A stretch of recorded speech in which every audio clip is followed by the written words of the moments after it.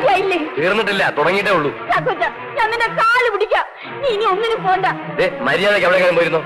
ഇത് ഞങ്ങൾ ആണുങ്ങൾ നോക്കിക്കൊള്ളാം. നിങ്ങൾ ഇടപെടണ്ട. മാറിക്കാൻ വേണ്ടടാ, എനിക്കുണ്ടടാ. എടുത്തോണ്ട് പോയി ഇതൊക്കെ. നാണമില്ലടാ നിനക്കൊക്കെ. പിന്നെ അവന്റെ കയ്യിൽ നിന്ന് കൊണ്ടുവന്ന് വന്നിരിക്കുക. അങ്ങളെ ഞങ്ങളാരും അവിടെ വേണ്ടടാ, കൂടുതലൊന്നും പറയണ്ട. അടിച്ചൊതുക്കാൻ പറ്റിയില്ലെങ്കിൽ തട്ടിക്കളയടാ. പറയാൻ എളുപ്പ, പക്ഷെ പെട്ടെന്ന് നടക്കുന്ന കാര്യമാണോ? നടക്കും, നടത്തിയിട്ടുണ്ട്, ഇനിയും നടത്തും. ഉച്ചപൂർവ്വമായിരിക്കണമെന്ന് മാത്രം. എങ്കിലും ഒരു കുഞ്ഞു പോലും അറിയാൻ പോണില്ല. നിനക്കൊക്കെ കേൾക്കണോ? അന്ന് ഇഞ്ചക്കാടന്റെ തൈയിൽ കെട്ടിവെച്ച തൊമ്മിച്ചന്റെ കൊലപാതകമില്ലേ, അത് ചെയ്തതേ ഇഞ്ചക്കാടനല്ല. പിന്നെ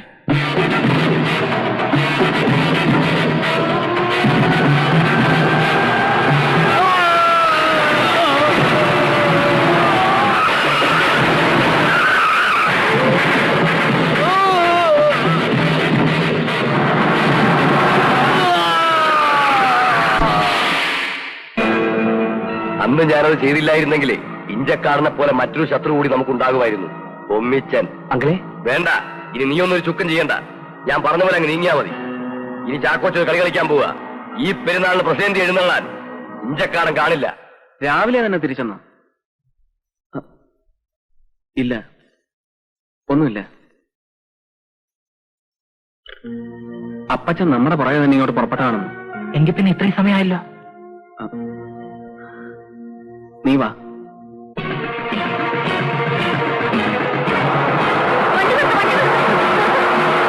എന്താ എന്നെ കുട്ടി? ഞാൻ നിങ്ങളെ കാണാൻ ഇറങ്ങിയതാ. എന്താ കാര്യം? അവിടെ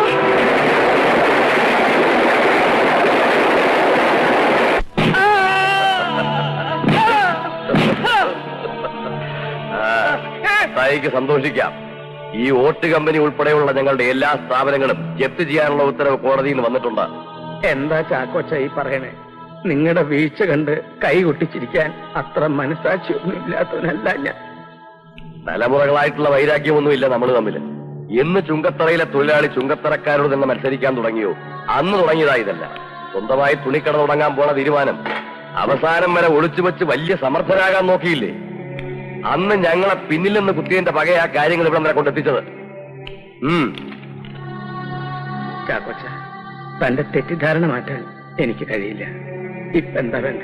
ഇഞ്ചക്കാടൻ മത്തായിയുടെ മരണം, അതിൽ കുറഞ്ഞ ഒന്നുകൊണ്ടും ഇനി ഞങ്ങൾ തൃപ്തരാവില്ല. ഒഴിയടാ.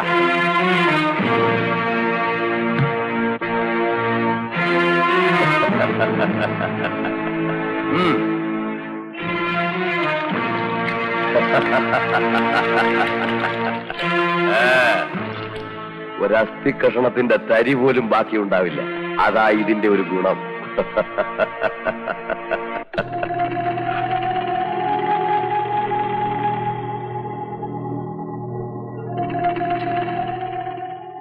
അപ്പൊ നമുക്ക് കൊളുത്താം, അല്ലേടാ പിള്ളേരെ?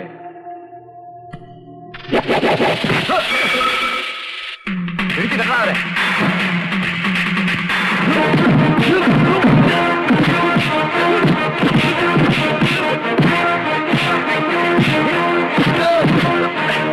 അപ്പച്ചൻ പറഞ്ഞതുകൊണ്ട് ഇത്രയും കാലം ഞങ്ങൾ ക്ഷമിച്ചു. ഇനി എന്താ ചെയ്യണം? അടിച്ചു നേരത്തിടാ.